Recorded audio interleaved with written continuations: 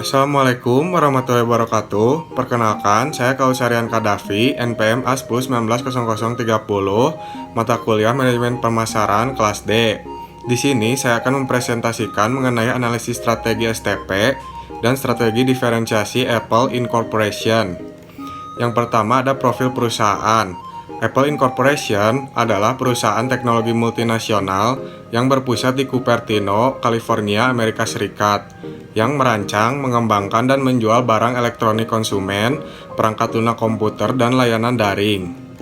Berikut ini adalah produk dari Apple, diantaranya AirPods Max, iPad, iPhone, dan iMac. Selanjutnya, analisis STP salah satu produk Apple yaitu iPhone. Yang pertama ada segmentation. Segmentasi dari produk Apple ini adalah diposisikan pada gaya hidup yang modern. Segmentasi demografis. Apple mengkhususkan pada pria dan wanita umur 17-40 tahun yang menyukai gadget canggih untuk memenuhi kebutuhan sehari-harinya, baik itu untuk urusan pekerjaan atau hanya sekedar bersosial media. Segmentasi geografis. Produk Apple dipasarkan secara global atau dengan kata lain seluruh dunia. Selanjutnya ada targeting. Apple menargetkan produknya pada pasar atau orang-orang yang mementingkan gaya, desain, dan kesederhanaan produk yang ditawarkan kepada konsumen dan harganya sedikit lebih mahal dari produk-produk lainnya. Selanjutnya, positioning. Apple memposisikan produknya sebagai produk eksklusif dan berbeda dibandingkan dengan produk pesaingnya. Karena hal itu, Apple memberikan kesan bahwa produknya adalah produk untuk kalangan atas, bahkan untuk produk termurah mereka sekalipun. Selanjutnya, strategi diferensiasi. Untuk meningkatkan demand, Apple membuat diferensiasi produk agar tampil beda dengan kompetitornya. Dengan membuat sebuah produk yang eksklusif dan kualitas premium, Apple mampu menciptakan sebuah tembok yang memisahkan antara mereka dengan pesaingnya. Dalam membuat produk, Apple memperhatikan sisi estetika serta kinerjanya. Sesuai prinsipnya, Apple menggunakan bahan-bahan berkualitas tinggi serta memperhatikan kinerjanya agar memberikan sebuah gadget yang mudah digunakan.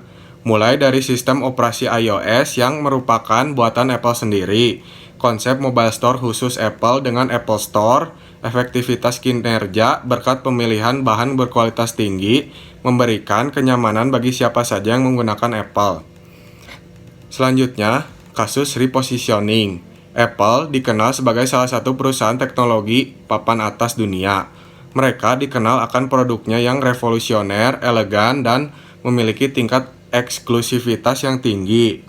Produknya seperti iPhone, iMac, iPod, dan produk lainnya selalu ditunggu oleh siapa saja. Hingga Desember 2019, tingkat penjualan iPhone bersifat positif. Berdasarkan data StatCounter, penjualan iPhone mencapai 24,79%, berada jauh di atas mengungguli sejumlah pesaingnya termasuk Huawei, perusahaan teknologi asal Cina yang sedang naik daun. Hal itu juga menunjukkan produk-produk Apple tetap diminati. Banyak pesaing-pesaing baru muncul di pasar dengan beragam strategi dan fitur yang mengejutkan, tapi Apple tidak bergeming dan berdiri kokoh di puncak. Selanjutnya, ada analisis mengapa merek Apple Incorporation bisa bertahan di pasar.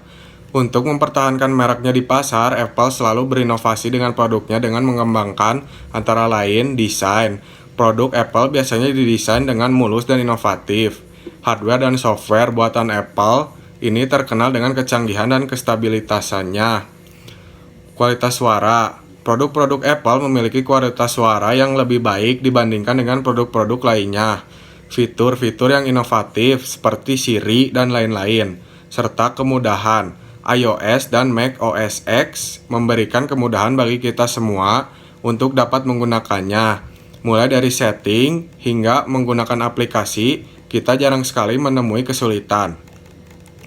Dan kesimpulannya, harga produk Apple tidak mempengaruhi motivasi membeli iPhone.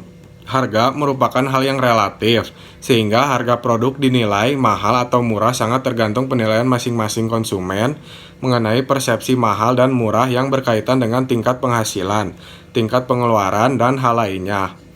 Sekian presentasi dari saya, mohon maaf bila ada kekurangan. Wassalamualaikum warahmatullahi wabarakatuh.